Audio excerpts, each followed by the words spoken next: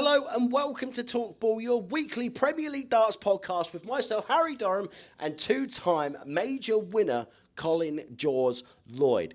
Week 3, done and dusted. Dublin completed it.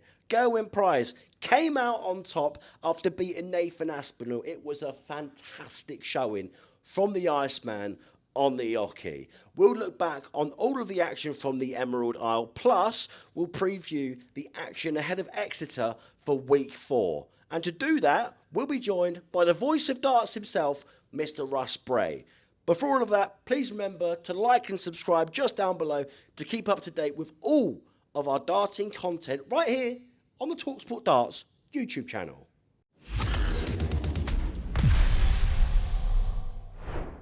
Oh, the Premier League is really heating up. Night 3, Dublin, done and dusted. Gerwyn Price taking the plaudits. What an unbelievable performance it was.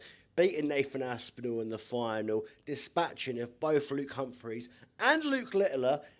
It was just textbook Gezi, wasn't it, two-time major winner Colin Lloyd? Yes. It certainly was. I think it was only a matter of time, wasn't it, before Gezi won one. He's been in such a rich vein of form of late. But do you know what, Harry? Before we go any further, can I just put out a little mention? What's poor old Stephen Bunting got to do to get a win?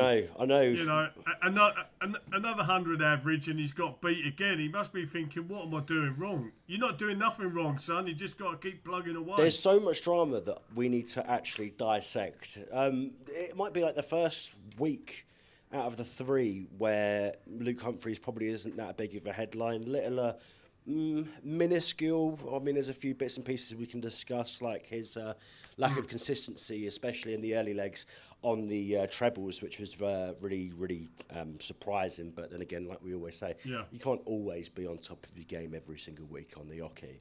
But there's 3 people that I want to talk about in particular. That's Gerwyn Price for winning it, Stephen Bunting and Rob Cross. I'm going to get on to Rob Cross in a minute. Do you know what? Actually, we're going to come on to Gerwyn Price. I want to start with Rob Cross off the back of last night. Okay. Oh my God, that quarter final, Cole. Stupid game. The first leg in that, it just sucked the entire life out of the arena. Everyone watching it at home, everyone in Dublin, I tweeted off the back of the game. I was like, I feel like I've aged 30 years since watching that. It's like I was given a prison sentence. I almost texted my dad to see if he was still alive. It got to that point, and I texted you saying, "This is this is pub darts." I mean, I think myself and a couple of mates could probably go down the Mayfair Tavern where I normally play in Tooting and probably put on a better showing than that. Cross secured 3 out of 22 checkouts. The stupid opening leg, overthinking doubles, 8 attempts to see it out. And I've got a little screenshot on my phone now of just a little bit of point by point how Rob could have seen out that first leg. So, Rob Cross was on 81 to check out. What was Nathan Aspinall on? 250. Nathan Aspinall was nowhere near. Rob Cross was, 2 darts, 3 darts away from doing it. Gets himself down to 16. Still doesn't do it. Nathan Aspinall at that point is still on 250. Still on 16. Nathan Aspinall is 190. Gets himself down to a double 2.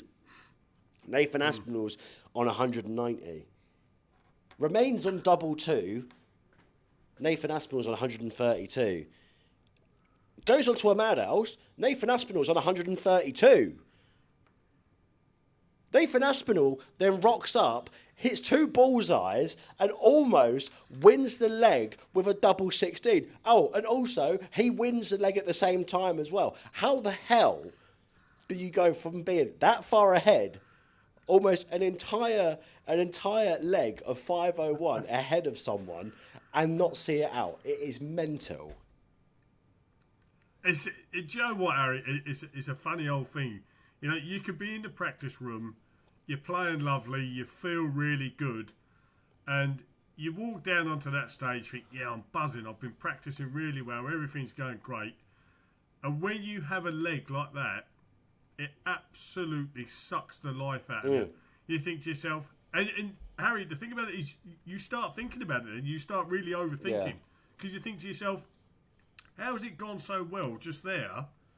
Yeah, I've come out here, and like you rightly said, all of a sudden I've turned into a pub player, not one of the world's best.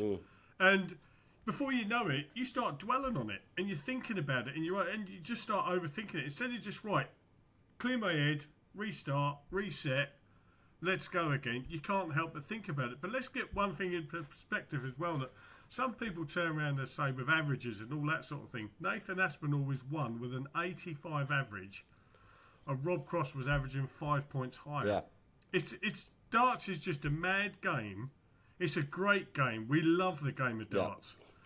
But there are so many permutations of things that can go so right and also go so wrong. And when you look at averages, that's just one of them. And unfortunately for Rob, I'm not saying Rob did dwell on it, but he must have just thought to himself, what's going on? Yeah. What's going on? And it puts a horrible thought in your mind, you know? How will he be feeling, though, like going into like next week, especially with that happening? Luke Littler came from behind to beat him in Glasgow, and now he's got that where he's chasing around the board, even going on to mad-ass attempts. Like, how can that really affect you going into the next week? Well, it's not going to be great because it's 2 weeks on the bounce now, but the thing about Rob Cross, I think you know this as well, Eric, he's got a very, very strong mindset. He is someone that can go, right, forget about that, it don't matter, move on to the next one. And he is very, very good about that. And another thing in his favour, it's only going to be going into week 4, but he has got a couple of points on the board. Yeah. So there's no damage really done at the minute. Yes, you want to be piling the points on, of course you do. But he has got a couple of points on the board, and he'll be thinking to himself, right, if I can go into next week and have a run, win one game, hopefully push into a final, that's another few more points. It's just all that points make prizes, Harry, isn't it? Do you think, like looking off the back of that game as well, off the back of that first leg, Rob was almost like a little bit. I mean, I'm saying he's scared, but he's a former world champion. But do you think he was almost like afraid to try and check out the higher numbers, like compared to what we saw from MVG? And we always see MVG checking out like a couple of tons in one leg or something like that. But it's almost like Cross was just trying to work himself down. And when he worked himself down, it still wasn't doing him any favours. They always say, mate, that with darts, don't overthink things. If you start overthinking and start trying to put things into place, you are naturally going to take yourself out of your own rhythm and your own game. I'm not sure that he'd done that. The one thing about, see, with Nathan Aspinall's, he's a lovely lad. I've got to put that point across. He's an aggressive player. He's at you all the time. He's at you constantly, nipping at your ankles and whatever. But yeah, like you say, it's a funny old thing with Robbie, really. But I don't think he's going to dwell on it, Harry. No. I don't think he'll dwell on it. It's just, this sounds like a cliche of a thing to say, but it's just a bad night at the office. He's had a bad night at the office. If we look at last week, Harry, was it really a bad night at the office? Yes, he was 5-1 up. He still played great, still played lovely. Yeah. But Luke Littler upped it and he applied the pressure, created the opportunities for himself, and he took them opportunities. I don't think Rob's got too much to worry about at the minute. He knows he's in a good place. He knows he's playing well. And there's still a long, long way to go. I think I might be overreacting just like slightly, and people on the internet probably are as well. That wouldn't be like you, Harry, would it? It wouldn't be like you. But it was just what we had to sit through for that. I was like, MVG versus Chris Dobie has to be something special, because that right there, that's not Premier League standard. A man that we've already mentioned as well, Stephen Bunting, 3 straight losses, bottom of the league. I saw a tweet last night. Someone said, "Is he doing his best impression of Snakebite?" Which I thought was cool. I thought that was a bit harsh. Losses on the Pro Tour this week as well. In 2007, Colin Lloyd lost his opening 3 Premier League matches. Though it's a different format, Cole. You've been in Stephen's shoes. Yeah. What does he need to tweak in his game to make sure that this rut doesn't continue? Honestly, Harry, I can't see that he can change a lot, mate. He's still banging in very, very high averages. It's just other people are playing better against him. You can't do anything about that. You know, it's the same in the boxing terms, mate. If someone beats you to the punch, you're going to get knocked out. And unfortunately for Stevie, he's still going up there, putting in fabulous performances. He's not getting anywhere. I don't want him to bog himself down. Don't dwell on it. The one thing Stephen must do is, and I say this, really, he must do, don't ever start thinking about, did I deserve a place to be at the Premier League? He worked so hard last year, and he deserves this opportunity. And anybody that knows darts, looking at the way he's playing, the way Stephen goes about his business as a dart player, they'll know that he's not someone that slacks off. Stephen's a grafter. He'll keep pushing and pushing and pushing himself. Listen, he'll wake up this morning, he won't be feeling great about things, because he'll be thinking, when's it going to turn? When's it going to turn? Just stay focused, stay in the zone, keep doing what you're doing. Your turn will come. Your turn will come. It's got to come, Harry. He's playing too well not to. How could this impact him in other tournaments? You've got UK Open coming up. But if you can't hit a barn door in the Premier League, you don't want it to become one of those things where it's not just a Premier League situation, it's one where it goes into major tournaments as well. The one thing he's got to... And the one thing, I keep saying that, the one thing. The only thing he's got to think of, Harry, is the Premier League is a show for one night a week. For one night a week. Doesn't go towards his ranking. Yeah. Doesn't go towards his ranking, so you don't hit the self-destruct button. Just make sure you keep playing the way you are in the weekend, in the Pro Tour events, in the Euro Tour events, because that's when it really matters. Because of course he wants to play well in the Premier League. Of course you do. You're on live TV every week. Of course you want to play well. But whatever happens in the Premier League, it does not go towards your ranking. So you've just got to keep pushing, and keep getting the results, and just think, oh right, it's Premier League on Thursday. Not nonchalantly, Harry, like the way I've just said it. Oh, it's Premier League Thursday. Go there with an attitude. It's about selling yourself. It's about selling yourself at Premier League. Yeah. Bunty's loved by everyone anyway. He's too nice a fella to not be liked. He's just not getting the rub of the green at the moment on a Thursday night. But he is still classy enough. And if players want to think that, oh, Stephen Bunting ain't playing very well, and they think they're going to do a number on him, that's where they're going to come unstuck. Because Stephen Bunting is still a class player, always will be a class player, as well as a class person. And he is someone that can just kick into gear just like that. He's not really playing bad, Harry. No, he's not. He's not.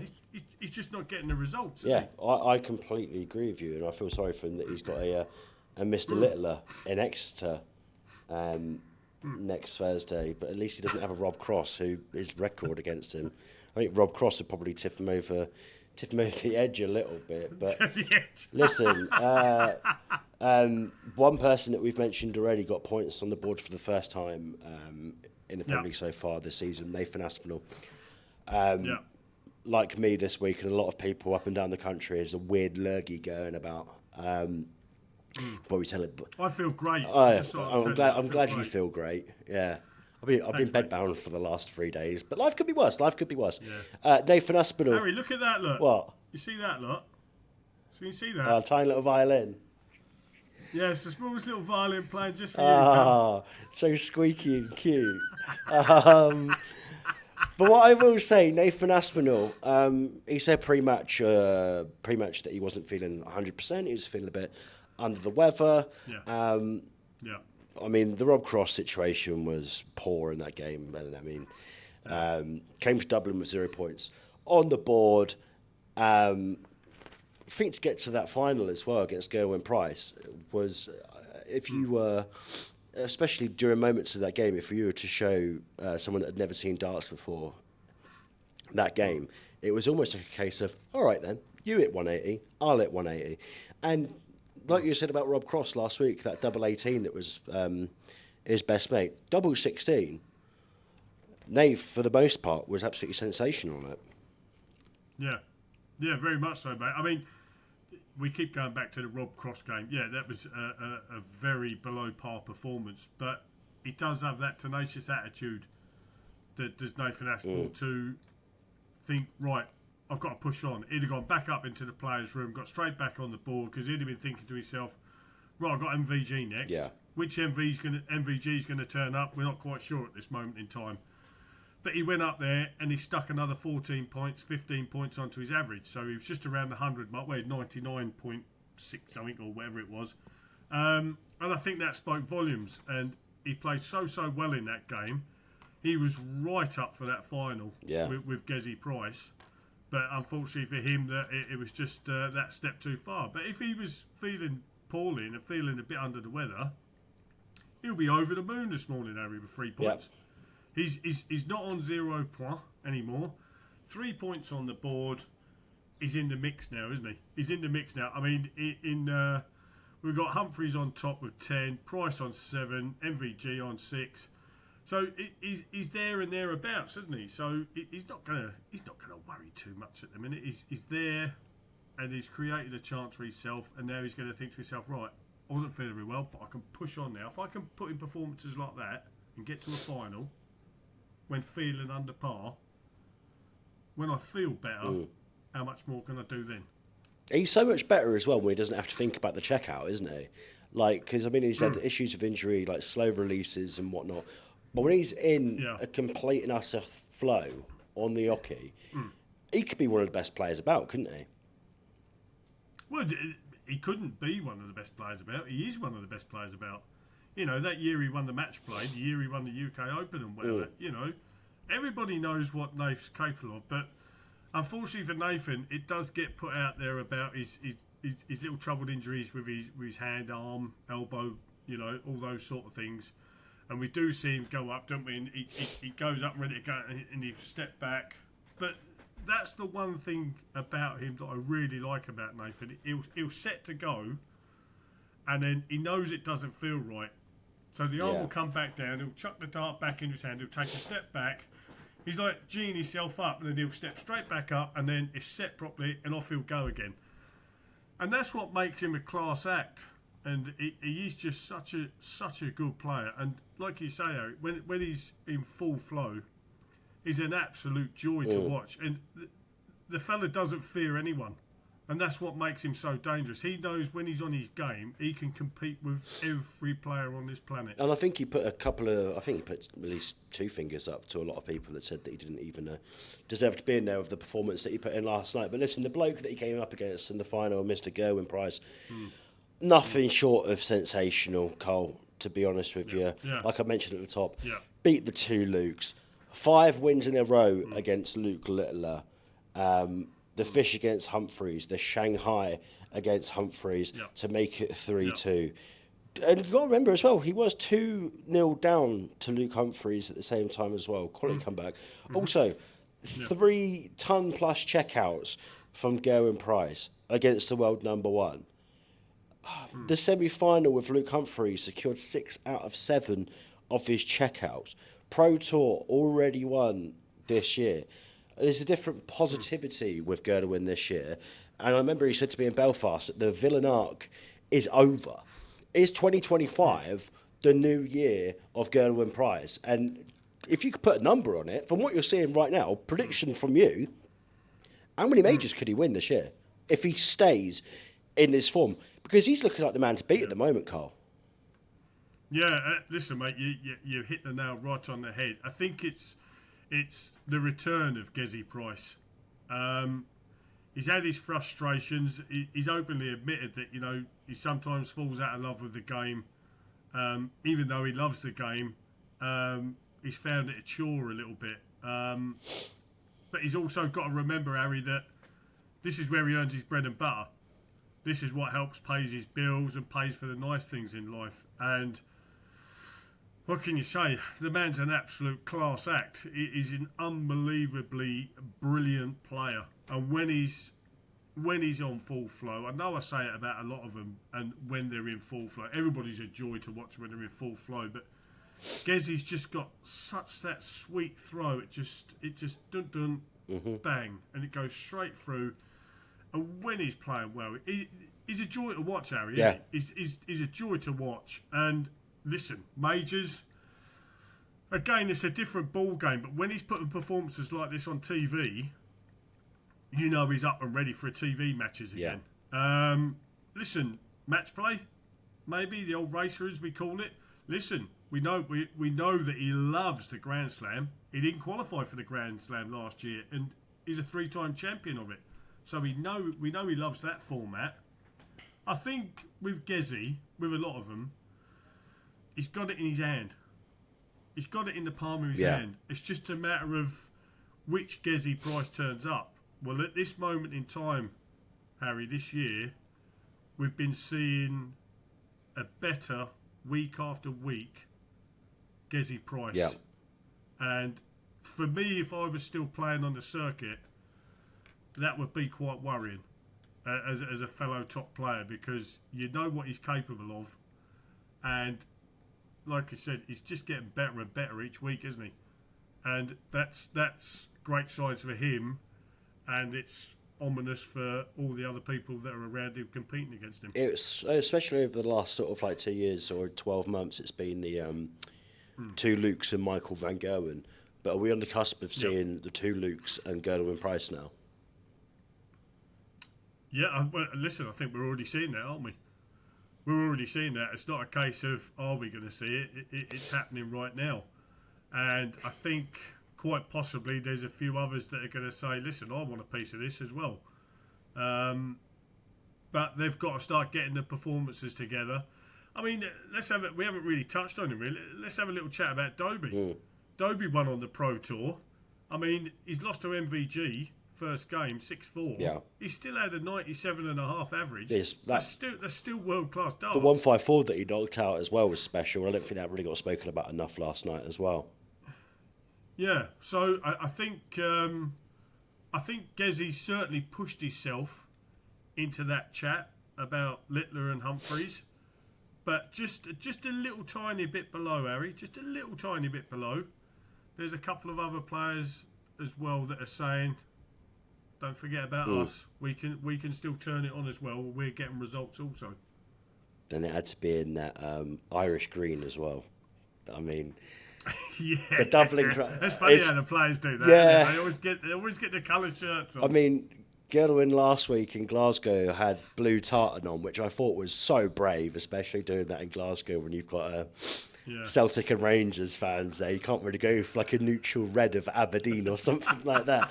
You don't want any fights happening up in Glasgow over the football, and especially over the green and blue as well. But listen, sensational last night.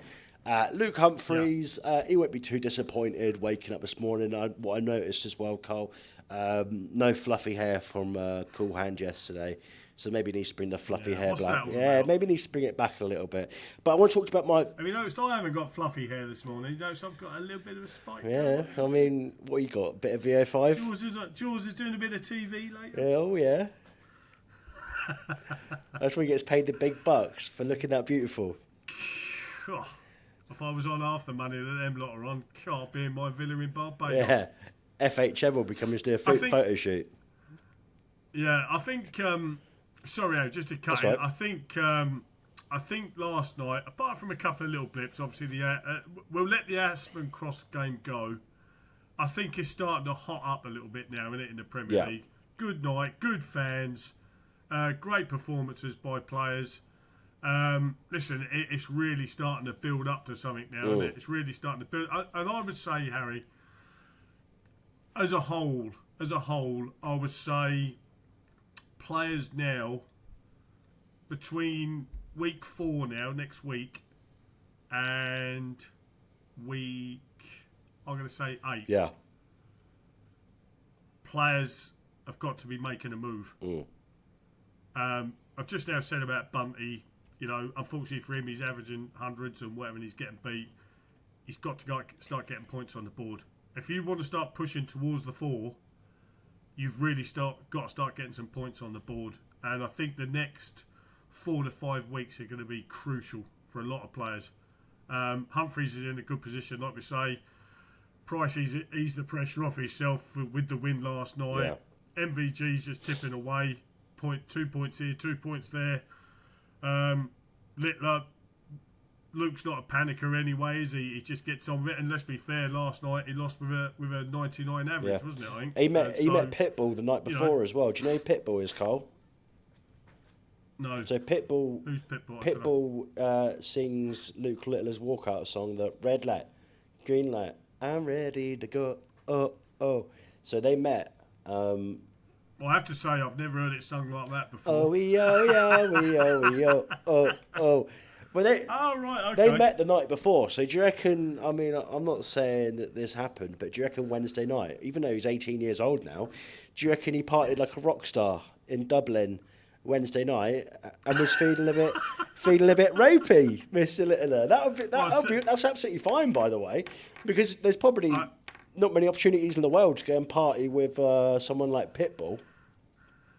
Yeah, I mean, if I knew who the fella was, that would be even better. But I'm not always down with the kid. That's shocking for me. But listen, if I'd have gone out partying and the following day averaged 99, mate, my life would be one big party. Believe you me, and I'd still be doing it now.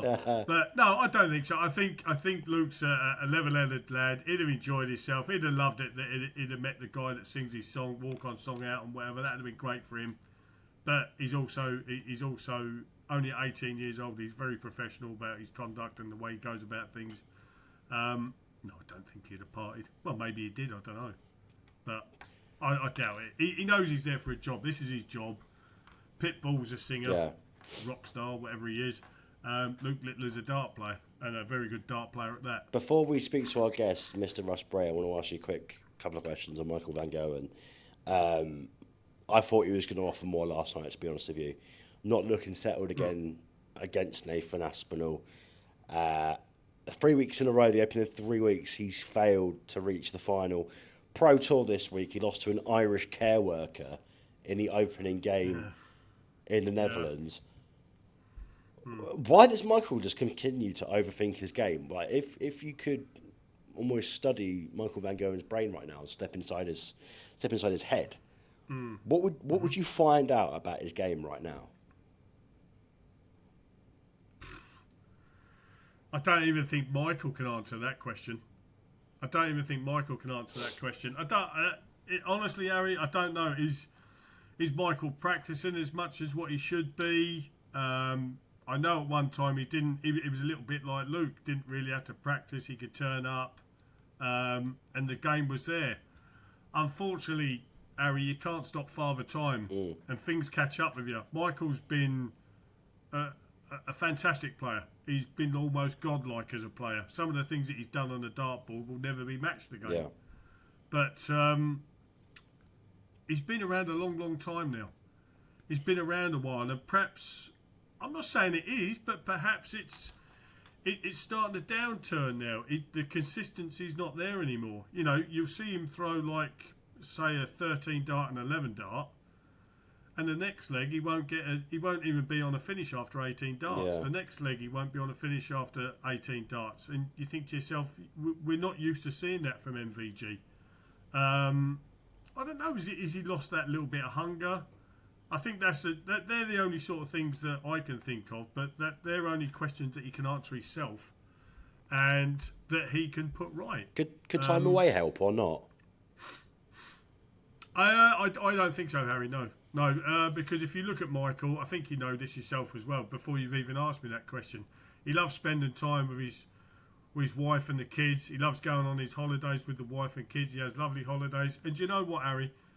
Good luck to him, because he's earned that right. He has earned that right. It's a shame that he's not the Michael van Gerwen of, say, let's just say 5-6 years ago. But you know what player is the same player as 5 or 6 years ago? You know, things push on, things move on. We had the Bristow Low era. You had the Priestley Taylor era, the Taylor Part era, the Taylor MVG and Barney era and whatever. Then we had a bit of Taylor and MVG and whatever. Then MVG had a bit of dominance on his own. Yeah. And now we've got players now that are so professional, Harry, and they want to go about their business. And I don't ever want to keep saying it, because I feel that I do bring it up quite a lot when I'm chatting. But there is so much money to be earned these days. And people say, well, it's not all about the money. Sorry, it bloody is. Yeah. Because nothing in this world is free. And if you can get a nice bit of money behind you, you know you can pay for your utility bills, you can buy a house, you can have a nice car, you can have nice holidays, you can have a nice life. Just focus and concentrate on the job in hand, which for these guys is being a professional dart player. Reap the reward of it, just stay focused and do what you have to do.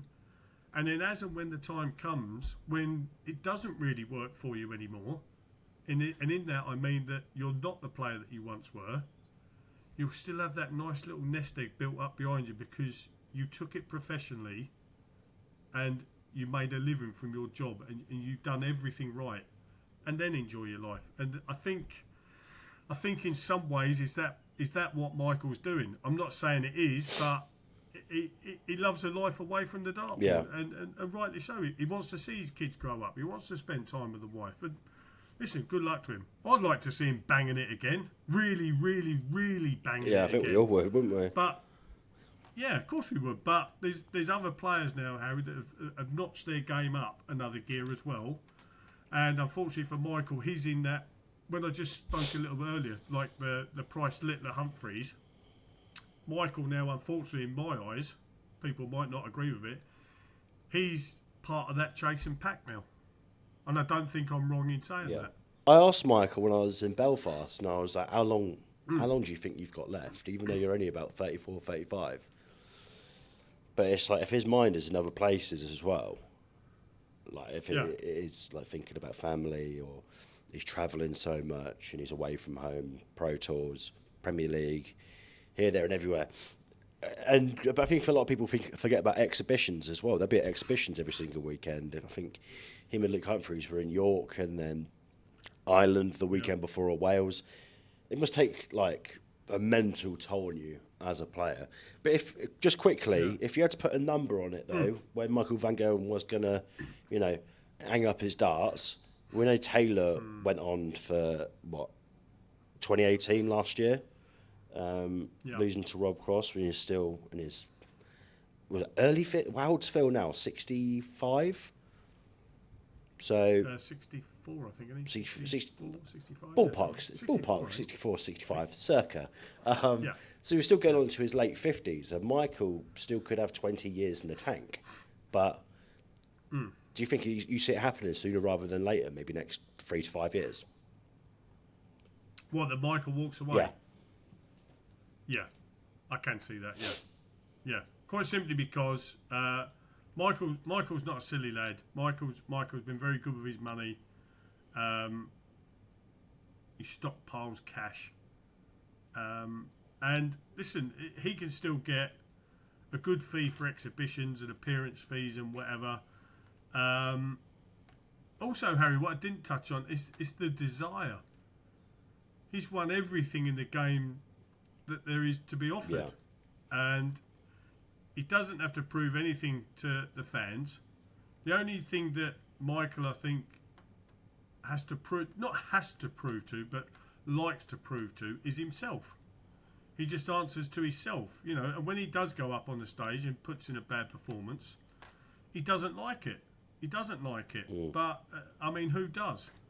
But I just think if that hunger and desire is starting to creep in now, which I think it has, where we're starting to wane a little bit. I think maybe the next 3 to 5 years, we could see Michael just say, stop the ride. I want to get off.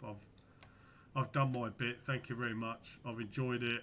I love it. I'll still be about, with appearances and exhibitions and whatever for a little while. But other than that, good luck, everyone. Thanks very much. Cole, should we get our guest on? I mean, he's been waiting in the wings for quite a while. I'm pleased to say that the voice of darts, Mr. Russ Bray, joins us right now on talkBULL 180.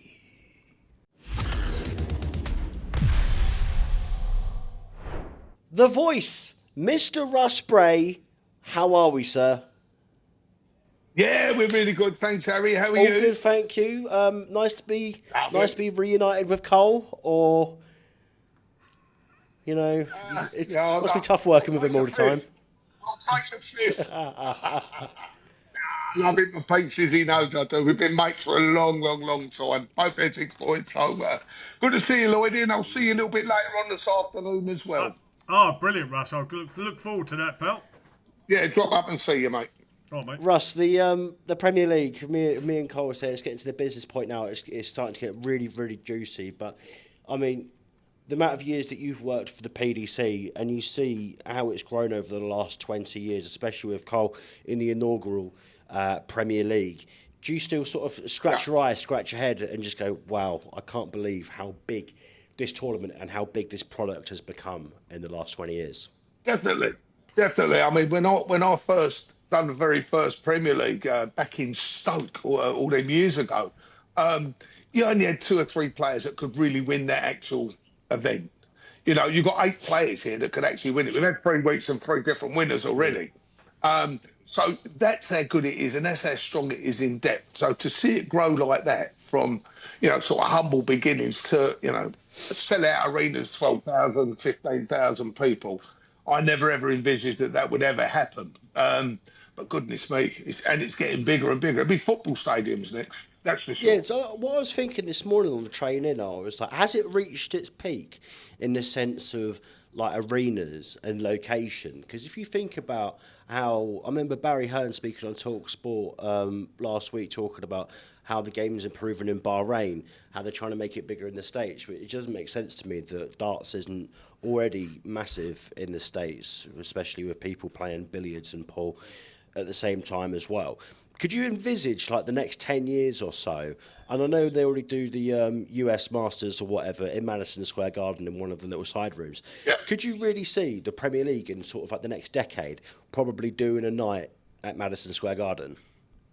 Yeah, I can, but the problem you've got with American sport is if they're not at the top end of it, they really don't care about it. You know, if you're a top ball player, which I've always been, I mean, goodness sakes, they have a World Series in baseball with just them in it. You know, it's when you look at it like that, the Americans' mindset is if they're not in the top echelons of it, they really don't care about the sport. And it's a very hard push with America. I mean, we've done the Vegas Desert Classic, we've been out to Connecticut and Boston and all places like that, you know, really trying to push it. We're in New York now trying to push it again.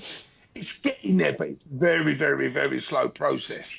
But I can certainly see something a little bit later on, you know, it'll be a good few years yet. It'll be Asia before it goes to America, I reckon. Whereabouts in Asia would you say? I would say Philippines, definitely.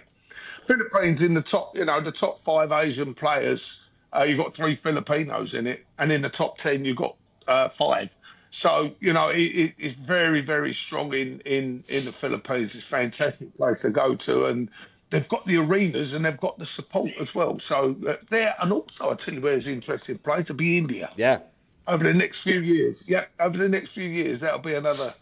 I'm pretty certain a hotbed of darts. Well, you speak about the Philippines there as well, and you speak about someone like Nebrida, who was so good in the Worlds and won in Bahrain, over in Bahrain as well. Did he beat Rob Cross or Stephen Bunting? I can't remember off the top of my head. Yeah. But when you think about the population of like the Philippines, and you go over to like Indonesia as well, and you have someone that's making waves over here, it's almost like a Luke Littler effect, isn't it? Where it's just going to inspire the next generation, even if Nebrida is in his late 20s, early 30s.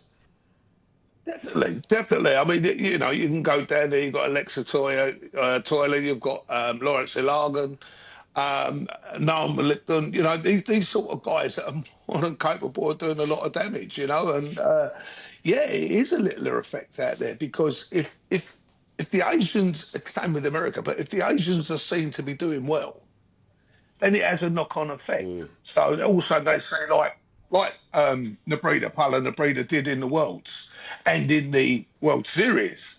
The Asian viewing people said, "Oh yeah, I can do that. I can play a game of darts. I'll have a go." Yeah. And it's done that on a smaller scale to like it has done with Littler. And it's all the video that I'm obsessed with, and I have been over like the last 12 months, is the Kenyan darts player. Is it Peter Wachiri? I think it was the video that came out when it was Kenyans all watching it. I think he was trying to qualify for a tournament, and they all had the Vuvuzelas. You remember, like in the 2010 World Cup, it was. I know. I'll have to send you the video. It was absolutely unbelievable. Please. But it just sees the. That'll be the next thing about whistling now. Yeah, well, they're actually getting Vuvuzelas in there. We got to do a Premier League night in Johannesburg, and we got Vuvuzelas going. Russ, I was thinking about you last night because the crowd very well behaved, I thought, in Dublin. Do you think they've listened to what the PDC had to say in that statement last week? I really hope so. I hope so. Because in all honesty, when you think of the thousands and thousands of people that attend the darts, it's just one or two clowns, one or two idiots that just want to be stupid, you know? And that's where your problem arises. If you get rid of those idiots, I mean, I've said it the other day, that they're standing alongside somebody. I mean, if there was an idiot stood alongside me whistling like that, I'll be the first one. I know Lloydie would. We've spoken about this before. You grab them, hey, mate, give it a break, give it a rest. You know what I mean? Stop it, you know, because you're there to be entertained. Not have some idiot alongside you, you know, who's dressed up as whatever, trying to put everybody off. So, yeah, hopefully, fingers crossed that's done the job. Away from whistling, what's the weirdest thing you've ever heard someone either shout or say in the crowd to put a player off? Well, we're not supposed to put a player off, but one of the weirdest things was one tournament we was at, where there was a guy dressed as Jesus in he had all the white thing on, and he had the beard and the long hair, and he looked exactly like Jesus. And everyone was praying to him, giving him the Our Fathers and all this sort of paper. So that was quite funny because that's why the game was going on. You know? That's one of the weirdest, but. Yeah, I mean, you hear all sorts, to be honest with you. You know, some obviously unrepeatable, but in the main, most of the people, you know, 99% of the people are lovely. They're good. They're there to enjoy the darts. Russ, you mentioned the three different winners that we've had so far in the Premier League. I want to talk to you about Gerwyn Price because you would have officiated so many of his matches over the years. How special is this new era of Gerwyn Price that we're seeing him come into 2025? Brilliant. I done a gala with him just before Christmas over in Germany. 12,000 people at a darts gala. And he won that on the night. And Michael was there and all these sort of people and that. And he just looked so relaxed, so good. And when he's relaxed and thrown like he does, like he can, he's every bit as good as your Littlers, your Humphreys, your Michael Van Gerwens. He really, really is up there. And I mean, I love Gezi to pieces. His aggression, his passion. And that's what you want. That's what you want on the rocker, you know, show some, you know, courage and on the way you go. He's brilliant. Do you reckon I asked Cole about this earlier. Do you reckon it's a 3-horse race now with the two Lukes and him, and Michael Van Gerwen might have just dropped out of that top 3? We've got another 13 weeks of it before the qualifier. Believe you me, anything can happen. Who would have thought Nathan would have got to the final? Do you know what I mean? So I honestly still believe that you've got 8 players here, and you can have each player will win one night. I think that could happen. I still think that can happen. Bunting, you only got to have a decent run, and one of the others not be quite on the song. You know, Luke Littler. You see his frustration last night. You know, that's going to start creeping up on him as in his young tender years. He's now got to learn all these bits and pieces about being beaten and all the such like, which is a great learning curve for him, believe you me. But yeah, I certainly think Gezi will be there. I certainly think Michael will be there, and probably both the Lukes. Certainly Humphries for sure. So there'd be three, and there'd be fighting. A question to both of you. I've just remembered something. Did we see a different side of Luke Littler last night as well? I mean, there was a period in, I think it was the fifth leg, shaking his head, looking over at his family, which a lot of darts players do, and then was telling the crowd to simmer down in the sixth set. It's almost like is he listening to that outside noise? We're almost seeing that fight back from Luke Litter to being like, do you know what? This is my turf. This is where I should be. Listen, like Russ said, he's got to start dealing with different things now, and he's got to adapt to situations, and it's all part of a learning curve. We're still only 18 years old, still a class player, but different things are going to happen at different times, and it's going to have to be about he's got to manage that himself. Because it's a lonely place up there. Russ will tell you, very, very lonely place when you're up there on your own. But only he can control that. He needs to chat with other people, chat with the players, and pick up little hints and tips. How did you counsel that out? How did you counsel that? Not counsel it out, but refocus. Deal with it. Yeah, you deal with it. Yeah. Yeah. And listen. I think it was just a thing last night. He didn't play bad last night, did he? He just got beat by the better player, really. Well, he had virtually 100 average, didn't he? Of 99.78, I'm looking at there, which is great. I'm not a big average man. I'm not a big fan of averages because I don't think they tell the full story by any stretch of the imagination. But his game's pretty good there. You're going to win some, you've got to lose some. What you need to do is learn to lose before you ever learn to win. Because you'll lose an awful lot more than you'll ever win. But that's what his learning curve is now, like Cole says. This is all experience now. He's still a kid. I know he's 18, turned an adult, but he's still a kid. He's still a young man. And this is all fantastic learning for him to, how to deal with a loss like that when you think you should have won. He's going to have games where he should have lost that he's going to win. So, you've got different contrasts there. But, no, definitely, it's a great learning curve. And like Colin says, it's now how he deals with it, how he gets on with it. Have a chat with the others. Again, it's feed off of them, listen to what they say. Russ, what will be going through Rob Cross's head this morning, especially that first game with Nathan Aspinall, which it was painful, to be honest with you. How did you see it? Were you banging your head against the wall, or did you just switch the telly off straight then? That's Rob knowing it, to be honest with you. He just, he couldn't hit a double, could he? And that's the most frustrating thing. Like Cole said there earlier on, when you're up there and it's going wrong, it's the most loneliest place in the world. And you've got to sort it out. You've got to get your head around it and get it sorted out. And it took him 3-4 legs to even, whack a double, And then when it's that far in, it's too late then, no matter who you're playing. Well, especially this calibre of players up there. Michael van Gerwen as well hasn't reached a finals night yet. I spoke to Vincent van der Voort last week as well. Do you think Michael's just overthinking it at the moment, especially going out early in the Pro Tour this week in the Netherlands as well? Yeah, definitely. He's putting an awful lot of pressure on himself. When he's sat back, relaxed, and away he goes, he is definitely one of the very best players in the world. But he's like you say. I think you hit the nail on the head. He's overthinking it. He's winning maybe the first round and then getting to the business end of the tournament and trying too hard.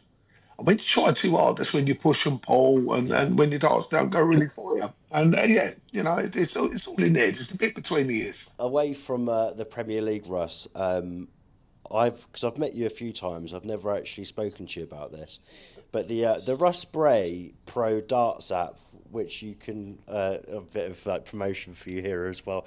People can download it. Yeah, I was thinking the other day, because I was going through all of the names, because obviously you've gone through and recorded it all, and I think this is before AI generation.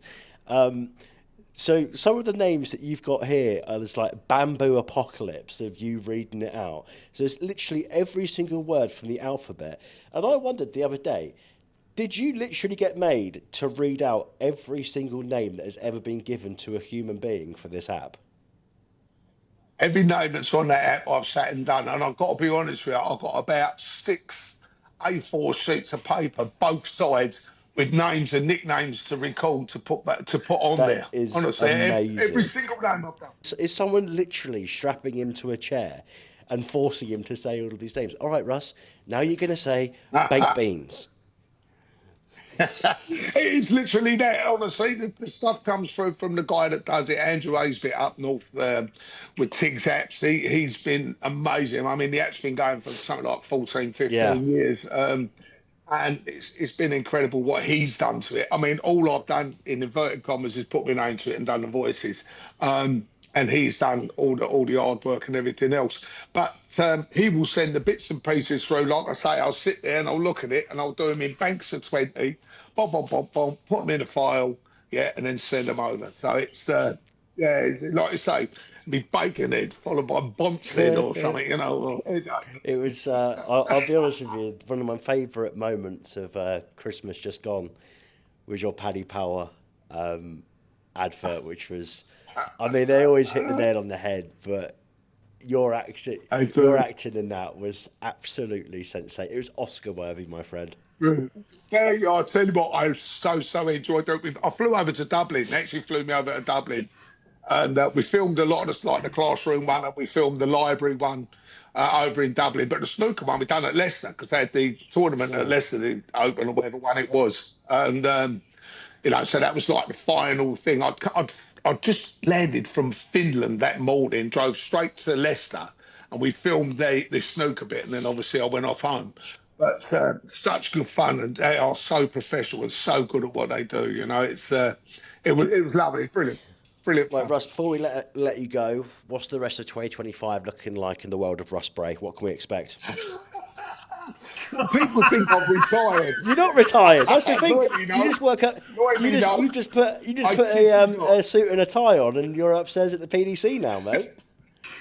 Exactly. Well, I'm doing that. Obviously, I still do some of the. Well, I do all the Asian tours. So I'm off to Asia in April, the start of that in Japan, and then I'm at the UK Open next week, working with a betting company. Not actually called them. I'm away all next week. We're doing exhibitions and shows.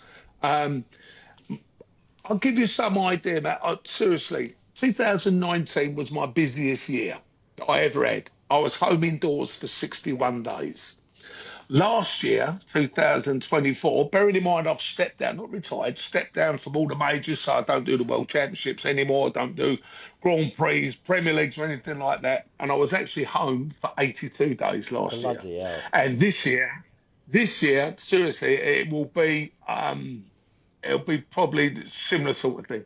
So I'm really, really busy.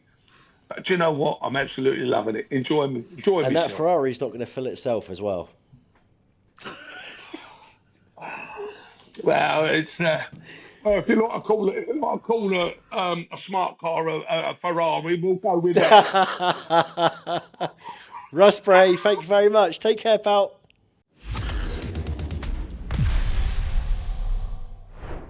Right then.